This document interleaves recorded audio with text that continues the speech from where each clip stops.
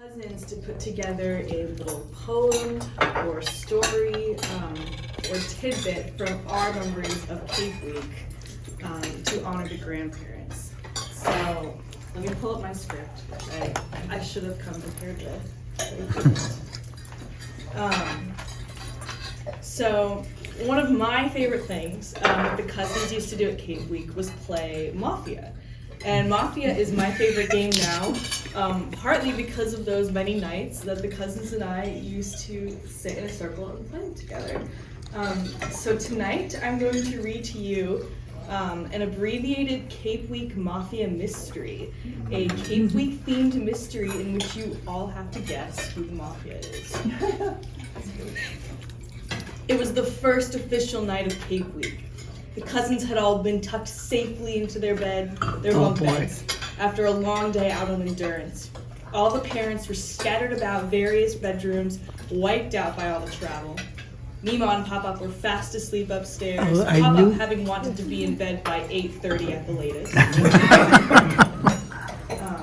We didn't know, I didn't know about Mafia. Honestly. Did you know about Mafia? And on an air mattress in the basement, a younger Katrina, me, slept on an air mattress. It seemed the whole house was fast asleep except for one person. Isabella was awake in her bed, distraught over the knowledge that her phone was hidden away in Meema's dresser. So she crept upstairs to retrieve it. Oh! Is this a true story? No.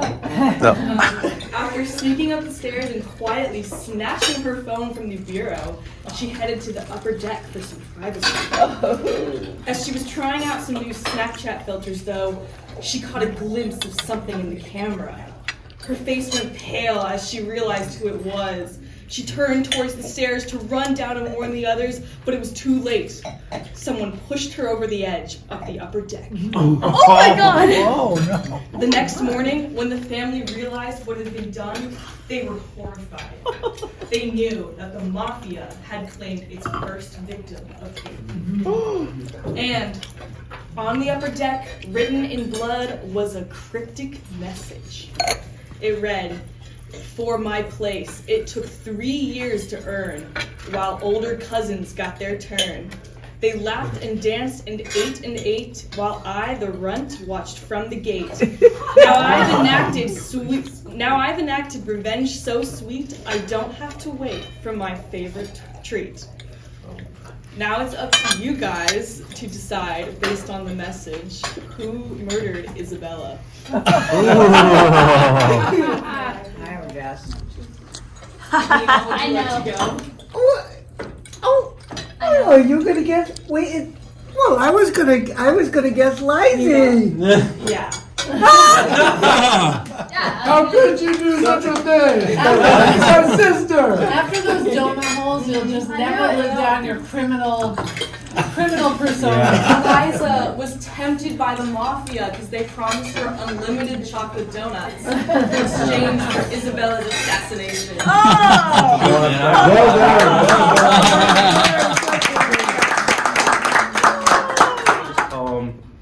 Before we left, and I'll read in a sec, but it kind of takes me back to one of my, some of my favorite memories at Cape Week was somewhat ironically getting tucked into bed at the end of the day after all of our activities. Austin, stand closer to Pop-Up so I can hear. After all of the activities and whatnot, all the Somerset, all the upper deck, all the wonderful dinners, us always getting tucked into bed. This was kind of around the time that the girls migrated to their own room, so they might not remember this.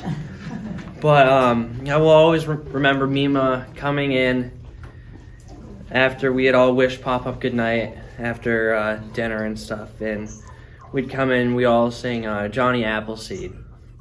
And that was, one of my favorite parts. We'd all sing Johnny Appleseed, and Isabella, added a whole nother verse some years ago.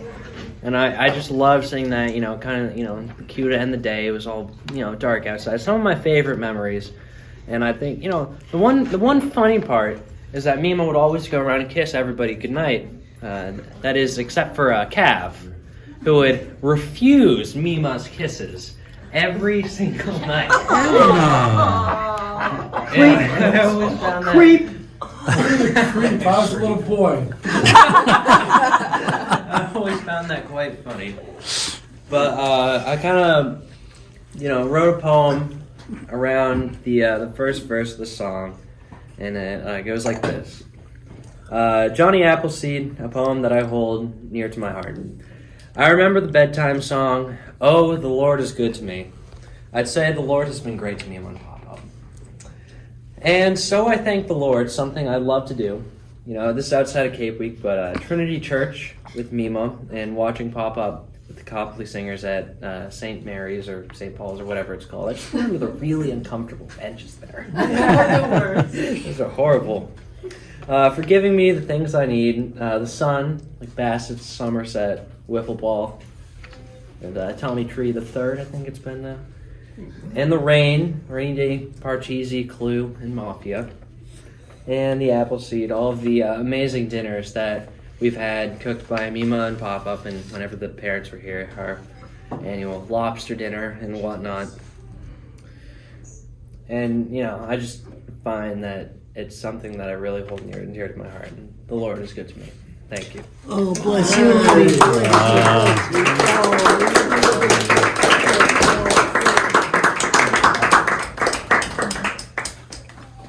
Boy, that was really lovely. I always look forward to Cape Week, so I wrote a poem about Cape Week and about Meema and Pop-Pop. Cape Week was a blast, but it passed so fast. To the water and back, as far as the eye could see, smiling faces as bright as could be. The trimmed grass with the flowers so bright, the bats lined up, wiffle balls in flight. Pitchers and catchers scattered around, with all of the love abound. The meal so good, no scraps behind, for all of us are intertwined. Meema and Pop-Up with love and joy, the laughing sound was shared all around. For many years to come, everyone got some, their love so true, so here's to them a very big thank you.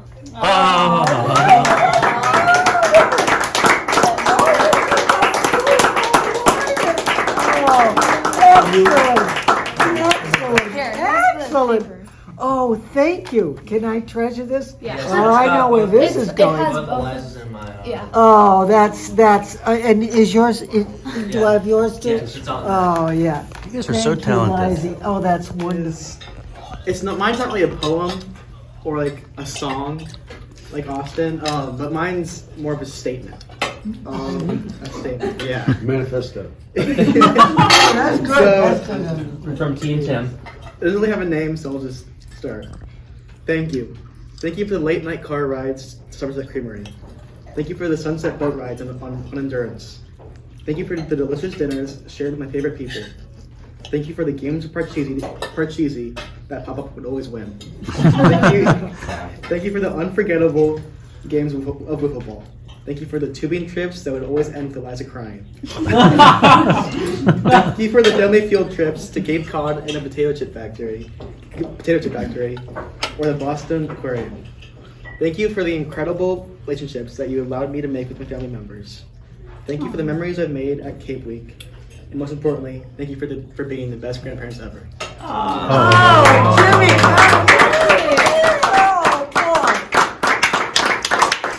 Oh, wow, that's beautiful. Oh, honey, thank you so much. That was great. That's awesome. He was good. I know. Jimmy. Important things during dinner. Like, cause I think the dinners, even though maybe I was so focused on pig and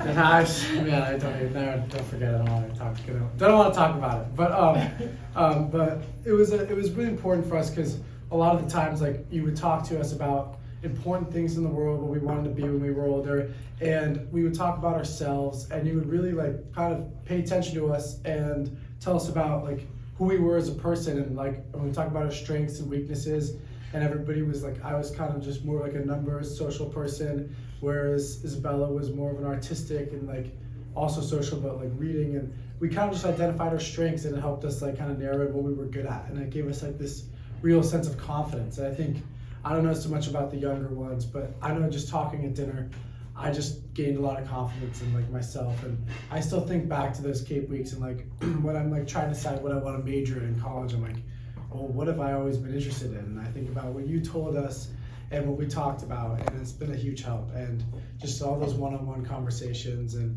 same with Pop-Up too. Like it was just towards all of us, and just having conversations was just amazing. And I think that we all really benefited a lot from those kids. So I thank you, and happy 40 years. Tonight I get a kiss.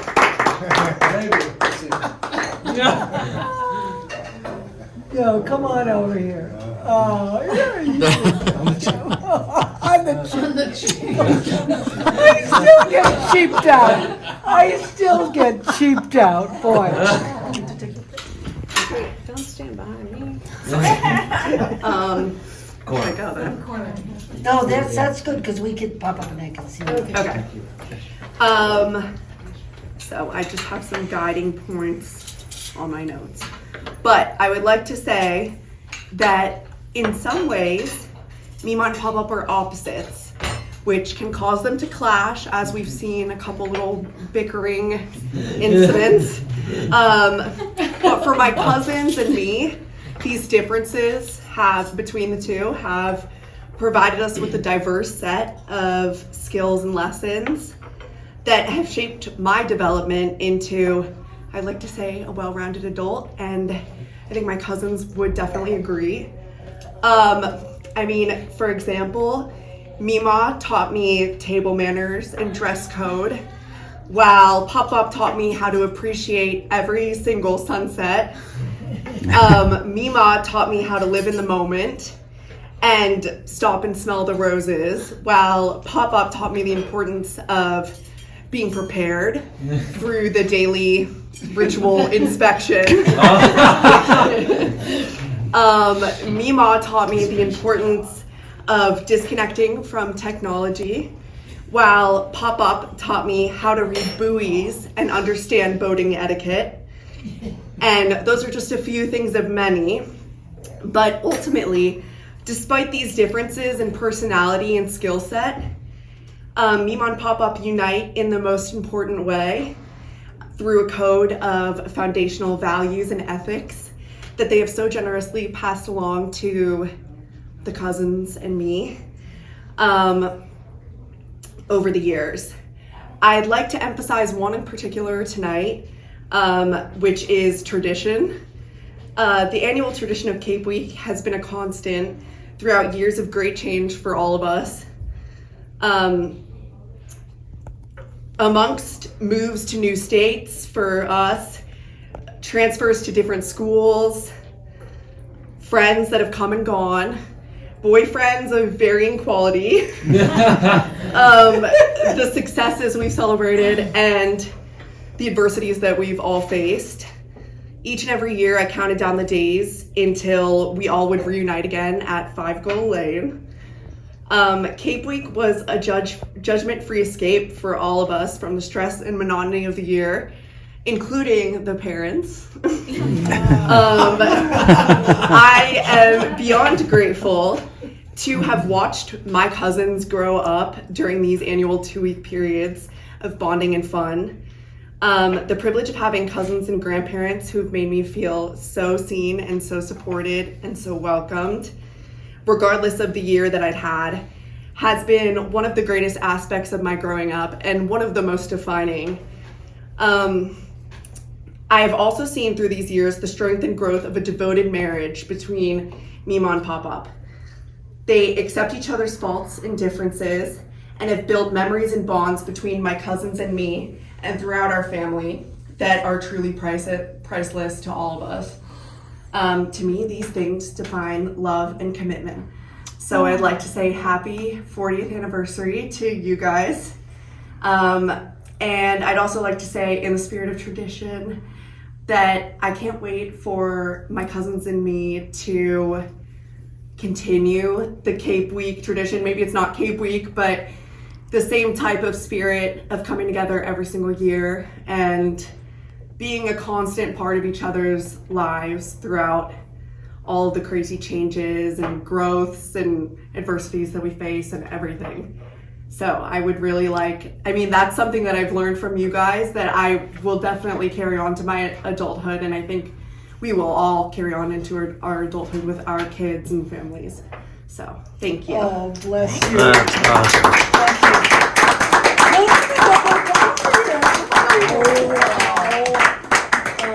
Big hug. Oh, well done, honey. Oh, good for you. I love you, I love you, I love you, I love you. Happy anniversary. Thank you, honey. Oh, this is just wonderful. This marriage from a very early age of, 8, 9. And when I wasn't totally into myself, as you saw from the videos, I was pretty observant of what was going on with my parents. And, so I would definitely say that one of the things that I noticed kind of from day one as a 7 or 8, 9-year-old is the way that Dad and Meema and Poppop looked at each other, and there was always this connection, this sparkle in their eye when they looked at each other, kind of no matter what was going on. And despite when Meema was kind of running late for the sunset, boat trip out or whatever, then that sparkle wasn't quite there. But other than that, I've always thought about that a lot as I kind of was growing up and thinking about, what does love really mean? And I think that one of the things that I learned from growing up and watching them is that kind of no matter all the stuff that's happening around you, that you've really kind of made it with a partner when you have that sparkle in your eye, when you kind of look at each other and you don't need to say anything. It's just kind of like that look kind of says it all in any moment. And it's a really nice place to be in. I think that, for me, I'm lucky to, I think, have that sparkle. And I think that when you look at the other adults in this room, I think that they're all lucky to have that sparkle. And, it's certainly something that, Isabella, when I hear you talk about that and the things that you learned, I definitely know that I learned that from Meema and Poppop, that you need to have that sparkle, that kind of special connection, that it doesn't really matter what's happening in life and in the world with other people, that you always have that safe place of each other's eyes. So, so for the grandkids in the room, I hope that you do take that away from 40 years of marriage of Meema and Poppop and from your parents as well, that the people that are around this table, that is a gift that we have, and that is carried down from your grandparents to us and hopefully to you. And so for that, I'm very thankful, because that was a guiding force in me growing up and who I want to spend the rest of my life with.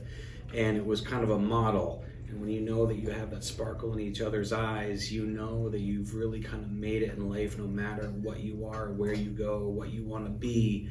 As long as you have somebody to, somebody's hand that you can hold, that's really kind of the most important thing. So with that, to 40 years of marriage and to teaching us what love is all about. Thank you. Thank bless you, honey. Well, that's a lovely, lovely, lovely. It was funny. We were holding hands when you were saying that. It's so romantic. I also romantic love in your eyes and all this stuff. Sparkle in your eyes. So firstly, a couple of thank yous to Tim over time. when these guys came together, Tim put up with a lot of stuff, a lot of stuff over time. First of all, I hope the rounds at the video that Tim made, or digitized on that Christmas 1987 Christmas thing, but like Tim's rendition of the X on Christmas Day, was it the Jingle Bells? I think it was the Jingle Bells. Yeah. Was so funny, but it was funny, but it was also, it was true. There was like baggage that came with Mom and me, and it was sort of, you know, I had this other part of the family that I was always traveling to, you know, go away and see on vacations, that kind of thing, and it was sort of inevitably just part of the mix, and I appreciate you for putting up with that. And it was super funny. I mean, that video was hysterical. It was really, really good. There were a few other things. Number one, well, when Tim came and asked, he sat down with me. I can't remember. I was a junior in high school, I guess. And he asked for Mom's hand in marriage. And I said to him at the time, and I must have known it was coming, because I think I looked him deadpan in the face and was like, can you support my mother to the lifestyle of which she's accustomed? And I think he was a little bit taken aback by that, but he responded very confidently. So we moved on from there. So that was great. Tim also had a way of sniffing out whenever I had a party at the house. He knew. He just knew, like, I'd have, if I was having people over when Mom and Tim were home, he knew. He figured it out, sniffed it out. And I had one time.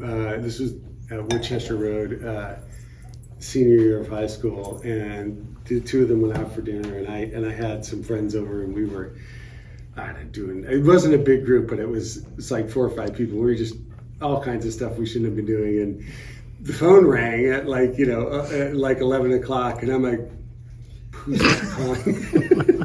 It's Tim. He's like, hi Greg, how you doing? I'm like, great. And he's like, you have any people over? And I'm like, how'd you know? Like, it's like got red-handed. But then the other time at Winchester Road, these guys went away for vacation. I forget where you went, but this time I had a big blowout party. This was in college. We had like all of my football buddies and all, you know, and it was one of those things where you invite your friends, and they invite their friends, and it was just a huge bash and all kinds of bad behavior. Well, anyway, so we got up the next morning, and I was sort of a little bit like, oh my God, there's so much cleanup here to do, and we cleaned up the house really, actually quite well, I have to say. Like, and the two things that we forgot that Tim like picked up on like immediately when he came home, because I was back in my dorm in college, and I got a call again from Tim. He's like, did you have a party when we were gone? I'm like, why do you ask? You know? And he's like, well, because first of all, in the kitchen, our feet are sticking to the floor. Yeah. In the kitchen, because there'd been a keg in the kitchen, there was beer everywhere, and we cleaned everything except mop the floor. And the second thing he said was like, and all 3 bottles of my Tanqueray are empty, and or they're halfway filled with water, and I can tell, you know. And so anyway, he sniffed us out, but I appreciate you putting up with all that. And the last thing I say you put up with was, as you guys saw from the video last night, I was larger than I remembered when I was in high school, and I ate everything in the house. Remember, I just uncontrollably eat, like, pretty much. Tim would go out and buy stuff for certain things, dinner parties and things like that. It'd be in the refrigerator, gone. And I didn't know there was a dinner party coming up. And then I remember one time he bought, what was it, like 2 pints of what was that ice cream? It was, Brigham's? No, Haagen-Dazs? no. It It must was have some been Haagen-Dazs. specialty place in like Newton Center that was like, Oh, Hemacambolios? yeah. What it was that? like a gelato, Yeah. something that Tim had bought specially for this dinner party. And I like polished them off in an afternoon.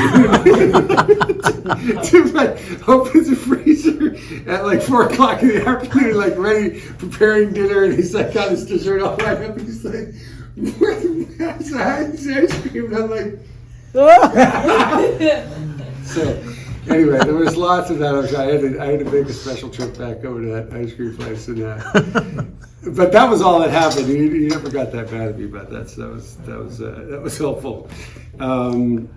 But really, the toast is about commitment, and I'm pretty amazed. I mean, 40 years is a long time, and I think we've been married 20. We're on year 22? Yes. All right, we're gonna be 22. Yeah. 40 years is a long time, and for the younger people at this table, like you're really lucky to find a good match in marriage, as I am. But it's hard. It is really hard, and there are definitely ups and downs and challenges and stuff that life brings along the way. Yeah, it's a long time. You guys, it's pretty remarkable. Pretty remarkable, the example that you've set in commitment to each other. And there's lots of serious stuff and lots of funny stuff. There's been commitment by you to Tim through countless episodes of Mad Dad. Remember that was a time. To make it through that many episodes of Mad Dad shows a lot of commitment. There was also the phenomenon, as you mentioned before, of late mom. Late Meema was a prevalent experience over time, which created some of the Mad Dad, which Tim put up with over, committed through all through these times. But in all seriousness, though, it's a pretty amazing sense of commitment over 40 years. But more broadly than that, and I think just as importantly, is commitment to family.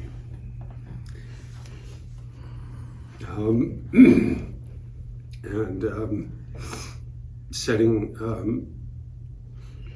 an amazing example. It's a lot of hard work over a number of years to get this group together, and it's a big group, and really challenging geography, really challenging times in life and schedules, and everybody's got competing priorities and all that kind of thing. So, and I know that you were brought up that way to value that, and passed it along exceptionally well.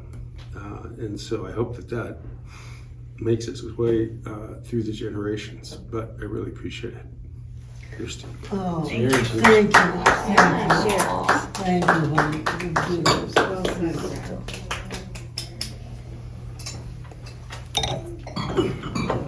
Pretty good, huh, Daz? Yep. Yeah. What do I say?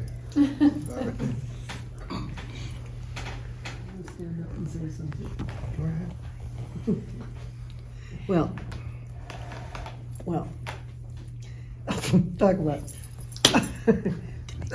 14 tough acts to follow, but let's make it start.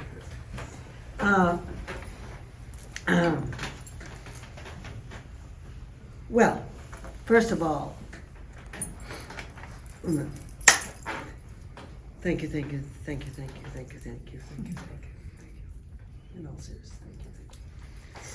So, Christmas night at in Annapolis, Francoise said, "Well, let's go around the table and say what we're thankful for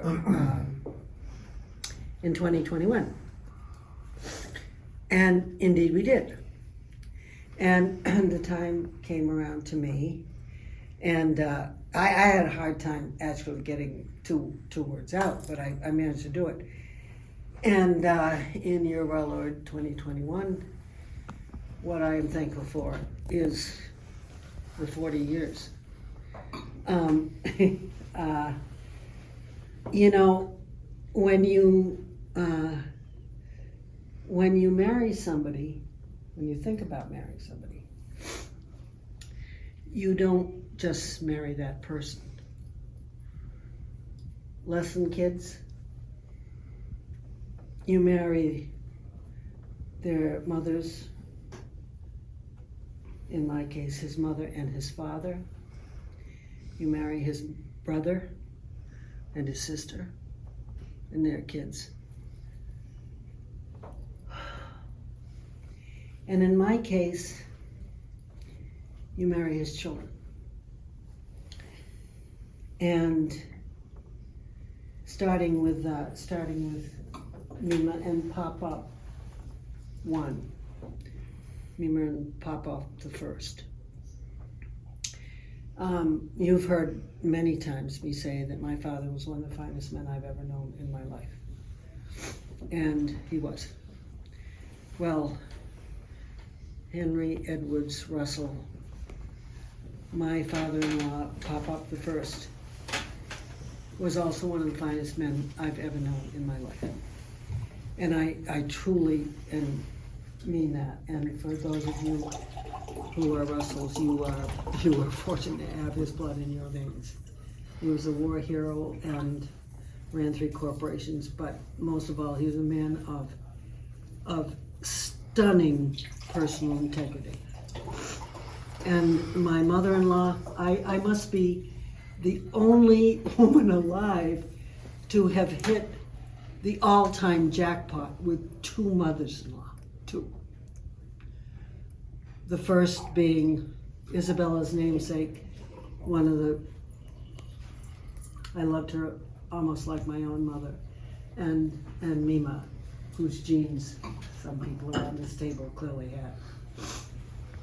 And then there's Bill and Jan, and I won't spend a lot of time. Bill is a unique human being, incredibly intelligent, a true intellectual, and a joy, funny, and Jan, just great, and I love their kids.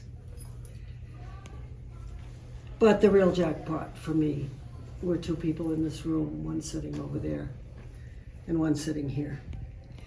You know, being a stepmother, you know, you hear the wicked stepmother thing, and I probably was that in many occasions. But I mean, I can actually say that for an only child, and I know you've all heard me say, I hated being an only child.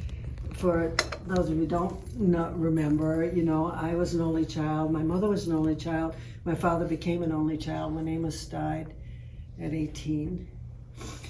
And so to marry into this big, wonderful family was like, oh, I loved it.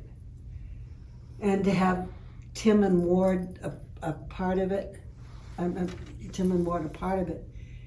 was amazing. And except for the Canada trip in Feeney, there were just chapter on chapter upon chapter of fun and joy with the 2 of them, and of course with Greg, except squished in the back seat of Feeney. And of course, then what happened is, in this order, Ward got married, and then Tim got married, and then Greg got married. And in reverse order, Greg had children, Tim had children, and Ward had children. And then there erupted into the world an entire set of chapters of just crazy joy of the 6 young people in this room. And when Greg got married, I also got a consuegra. And I didn't even know what a consuegra was. But now I know what a consuegra was. And she's sitting right over there. And she's enriching the family. So for an only child, I got the most romantic man in the world. He honestly had that reputation as being the most romantic man in the world. What can you say about a husband like this? I got a family that I have loved and cherished. That I got a man who was not only a good father to his own children, but a wonderful father for my son, which of course, I don't need to say any more how much that meant to me. But it has been everything you guys have said tonight. I can't tell you how much it means to Pop-Up and me. But I mean, the eloquence and the thoughtfulness and everything that you started all to be right before our very eyes blooming in Cape Week. It's like every year you pop another blossom, bloom a little bit bigger. And Pop-Up and I thank every single one of you for all the joys that you have given to us. And helped us give to one another. And all I can say is to the girls, if you marry the right guy, you thank God every day, and this is what you get.